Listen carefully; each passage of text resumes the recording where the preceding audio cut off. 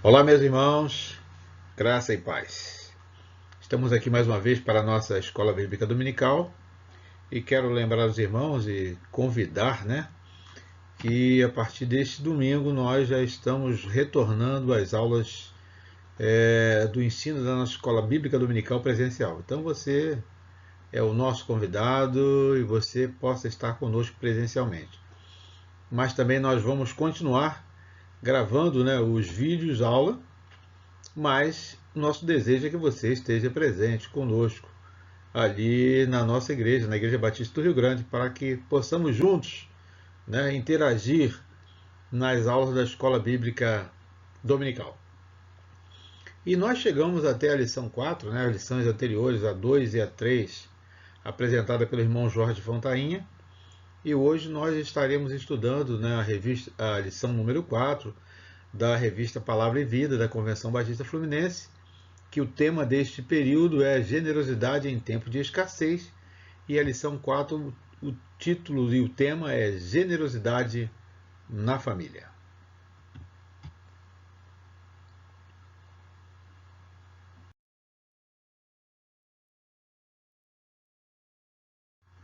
Generosidade na família.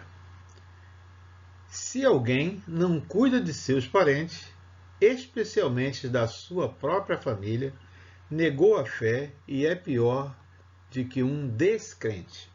É um texto que nós conhecemos lá de Timóteo, onde Paulo está falando com Timóteo.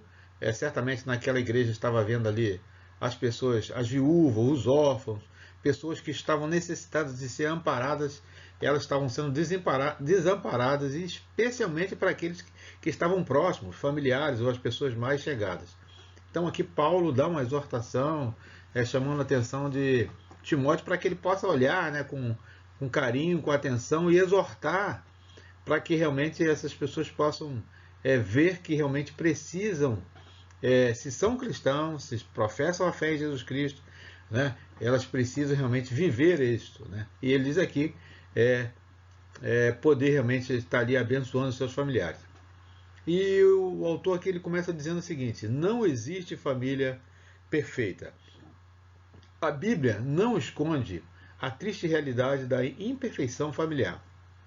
Pelo comentário, ele revela a origem da imperfeição, que foi o pecado, Romanos 5:12. Com o ato de desobediência à voz de Deus, o primeiro casal não somente tornou-se uma relação conjugal defeituosa, como da família a partir de então. A história que nós já estamos conhecendo sobejanamente, a história de Adão e Eva, que eles decidiram fazer aquilo que Deus não havia determinado, e por isso eles realmente erram, eles pecam, e por aí começa então o problema já ali de família. Aí um bota a culpa no outro, mas nós sabemos que exatamente foi a questão da desobediência que desestruturou a família principal, a família inicial. A família original rompeu uma relação de intimidade espiritual com o Criador e herdou todas as consequências desastrosas desse rompimento, encontrado em Gênesis no capítulo 3, de 7 a 24. E ele vai dizendo aqui no versículo 7, vai expor a vergonha, no versículo 8, a questão da culpa e a perversão da natureza, versículo de 13 a 15, dificuldade e obstáculos com a natureza, de 17 a 19, morte física, porque a Bíblia fala, e depois nós vamos conhecer isso lá no Novo Testamento, e fala que a alma que peca, essa realmente morre, ou seja, morre espiritualmente e morre fisicamente, porque o homem foi criado para ser um ser eterno, mas pela sua desobediência, pelo pecado, ele prova e vai provar a morte, se assim Jesus Cristo ainda não tiver voltado. E a morte espiritual culmina lá no versículo 24. Porém, mesmo com toda essa exposição catastrófica, a palavra de Deus nos aponta para a solução, que é a graça de Deus, o Criador. Lá em Atos no capítulo 16, versículo 31.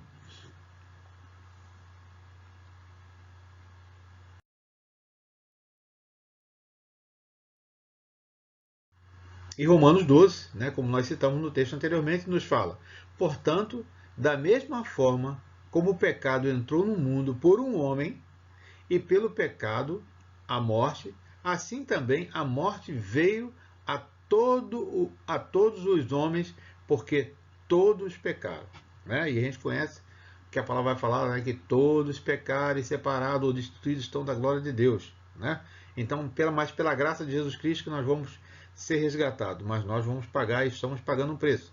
Por isso, né, pela desobediência, pelo nosso erro, né, e temos que assumir a nossa culpa.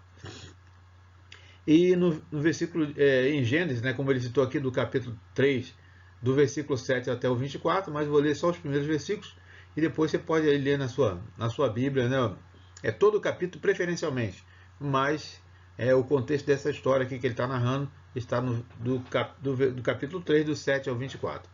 Os olhos dos dois se abriram e perceberam que estavam nus. Então juntaram folhas de figueira para cobrir-se, ouvindo o homem e a sua mulher os passos do Senhor Deus, que andava pelo jardim quando soprava a brisa do dia. Esconderam-se da presença do Senhor Deus entre as árvores do jardim. Mas o Senhor Deus chamou o homem perguntando: onde estás? Né? Mostrando que nós não podemos nos esconder da face de Deus, principalmente quando nós cometemos um erro. Né? Porque a Bíblia fala que se nós confessarmos os nossos pecados, Ele é fiel. Né? Ou seja, Ele vai nos dar a oportunidade do arrependimento, né? Realmente de se voltar para Ele, de realmente de se colocar numa posição de humildade, reconhecer que nós erramos, que só através da graça de Jesus Cristo que nós podemos ser resgatados e sermos reconciliados com Deus. E ainda ele diz aqui, lá em Atos, no capítulo 16, versículo 31.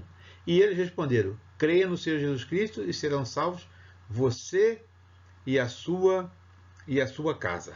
Né? Episódio que nós já conhecemos também, né? Daquela mulher que adivinhava e dava muito lucro lá para o seu senhor, para os seus senhores. Né? E ela começa a andar ali atrás dos apóstolos, e em determinado momento, né, Paulo vê que ela estava perturbando muito e expulsa aquele demônio, que o texto vai dizer que ela tinha um demônio que adivinhava, um demônio de adivinhação, e Paulo expulsa esse demônio. E a partir de então ela se converte, e aí nós vamos ver a narrativa que aqueles senhores vão lá, as autoridades, e contam, diz que Paulo e Silas estavam perturbando a cidade, e eles são presos, são envergonhados, são açoitados e por aí vai, né? Por causa de uma inverdade, porque aqueles homens estavam lucrando com o pecado, realmente com o sofrimento daquela mulher, que ela estava possessa com um demônio. E ele diz aqui: desejo refletir nesta lição sobre a família de José, filho de Jacó. Mesmo com imperfeições naturais de todas as famílias, Deus a resgatou e a fez prosperar. Em José, encontramos características que mostram como uma pessoa que se permite ser um bom mordomo dos seus sentimentos pode ser usada por Deus para mudar o rumo de sua família. História que nós conhecemos de José, né? Passou por toda aquela dificuldade, foi vendido pelos irmãos, o seu pai pensou que ele tinha morrido, né? Passou pela casa de Potifar, passou pela prisão e foi parar lá no Egito, e acabou sendo governador do Egito. Toda a história que nós conhecemos, e ele vai narrar aqui um pouquinho essa história que nós vamos ver agora a seguir.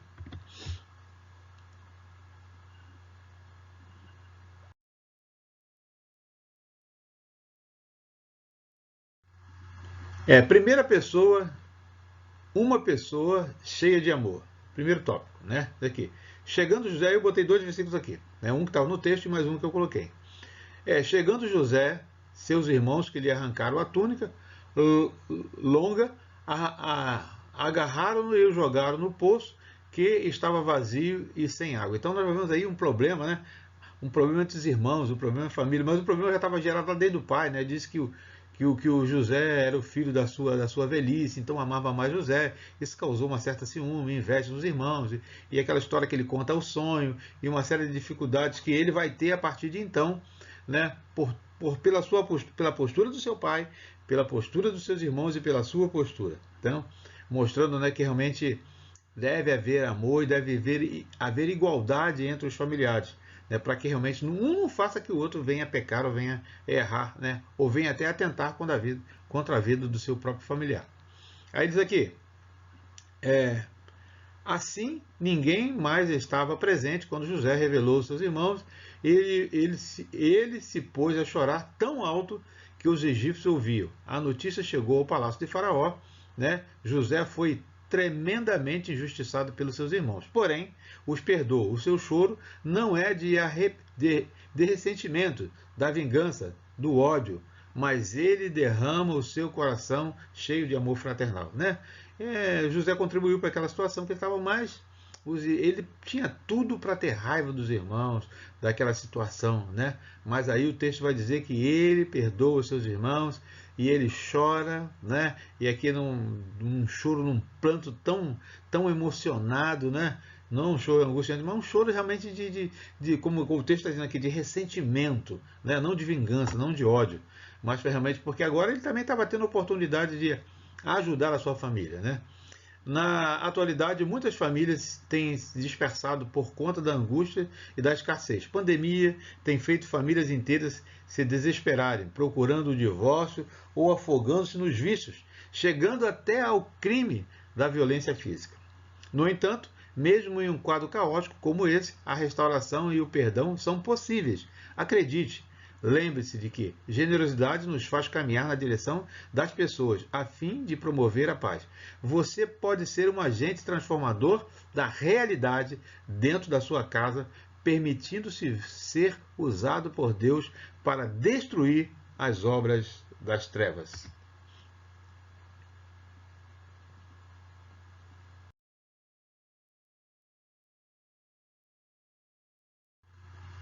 Dois, uma pessoa realizada. Disse ainda a Faraó José: Eu sou o Faraó, mas sem a sua palavra ninguém poderá levantar a mão nem o pé em todo o Egito. Então nós vemos, né, um homem que veio de uma posição de preso, de escravo, de subjugado, de realmente abandonado, odiado pelos irmãos, agora é um homem com poder, né? É um homem com autoridade, né? Mas o texto vai mostrar e vai falar, mas José não usava essa autoridade para subjugar aqueles que estavam abaixo dele. Pelo contrário, José usava a sua autoridade e o poder que tinha para abençoar o povo do Egito e agora também para abençoar a sua família. Lá Mateus, no capítulo 28, versículo 20, diz assim: ensinando a obedecer todo o que eu ordenei, e estarei sempre com vocês até o final dos tempos. Mostrando que José guardava os ensinos do seu pai, guardava as leis de Deus, né? E por isso ele teve forças para passar por toda aquela dificuldade e agora realmente ele pôde abençoar a sua família e o povo judeu que estava realmente passando fome, estava passando necessidade, o povo de Israel. As circunstâncias foram desafiadoras para José quando chegou ao Egito. Odiado pelos irmãos, foi vendido, humilhado, encarcerado e esquecido na prisão, perdendo toda a sua juventude. Ele tinha tudo para ser uma pessoa amarga, pessimista, com complexo de inferioridade, com depressão, mas, ao invés disso, ele venceu todas as circunstâncias. E aos 30 anos tornou-se governador. Olha só, jovem ainda, né? Gênesis 41, 44, que nós já lemos acima. José não olhou para os problemas como derrota, mas como oportunidade para a mudança. Então veja, né? Muitas das vezes você pode estar passando um momento difícil na sua família. Lembre, isso aí muitas das vezes não é para pior, mas Deus está provando a sua fé para que você possa fazer um concerto com você, com a sua família e com aqueles que estão à sua volta. De cada situação ele saía mais fortalecido. Um exemplo para nós que enfrentamos crises de todo tipo em nossas famílias, conjugal, enfermidade, desempregos, vício, etc. Situações como essas muitas vezes são vistas como ponto final, ao invés de serem interpretadas como possibilidade de restauração e mudança. Assim, por piores que sejam as situações, em todas elas o Senhor Jesus caminha conosco, pois Ele mesmo prometeu: eu estarei sempre com vocês até o final dos tempos, como no versículo que nós estamos aí, que lemos aí acima e está publicado.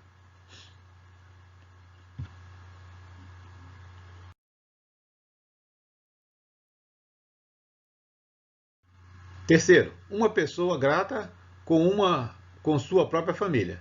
Então o faraó disse a José: seu pai, seus irmãos vieram a você, e a terra do Egito está à sua disposição.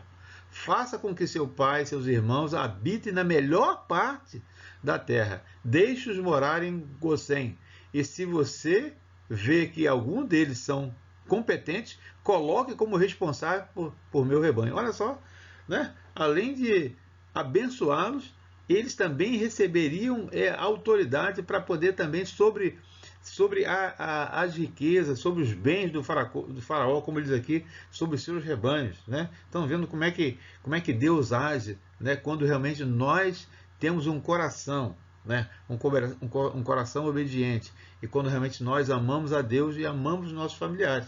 Então Deus faz a obra, né? Deus modifica a situação, as circunstâncias. Ele diz aqui: a família é abençoada quando seus membros olham para a sua história de vida com um coração generoso e conseguem perceber a ação de Deus em sua trajetória. José teve sua história forjada no calor da sua família. Assim, ele soube valorizar os seus e ser um bom mordomo daquilo que lhe fora confiado, inclusive dos seus próprios sentimentos. Em decorrência disso, através dele, seu pai e toda a sua família foram abençoados física e economicamente. Né? E toda aquela história que a gente conhece, ele foi lá, quando os irmãos chegaram no Egito, ele reteve um dos irmãos mais novo, botou o copo lá no meio dos alimentos, lá dos grãos, e foi toda aquela situação, né? Mas porque ele não estava provando os irmãos, mas porque ele queria se aproximar, e em princípio ele não revelou quem era, mas depois ele revela, e como história aqui, ele chorou e realmente se planteou outros irmãos, e eles choraram, eles se reconheceram,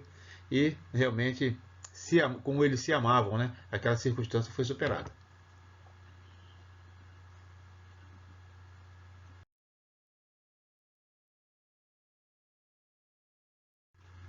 Quarto, uma pessoa humilde.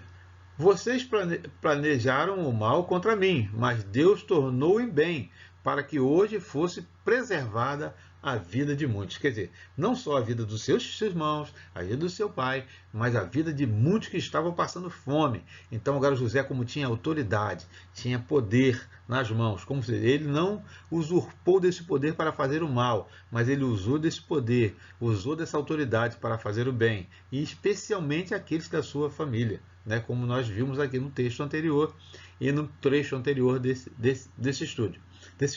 Assim podemos perceber que a humildade e a generosidade caminham juntas. Digo isso porque, às vezes denominadas pessoas pobres, de humildes, há pessoas muito pobres e orgulhosas, como também há pessoas muito ricas e humildes. Humildade é uma virtude e não uma condição de vida. Né? Então não podemos confundir isso. Né? Pobreza com humildade, né? Mas sim é aquilo que a pessoa se dispõe, é no seu coração, independente da sua situação. Quando assumimos a postura generosa e humilde, começamos a abençoar o mundo a partir de dentro da nossa própria família.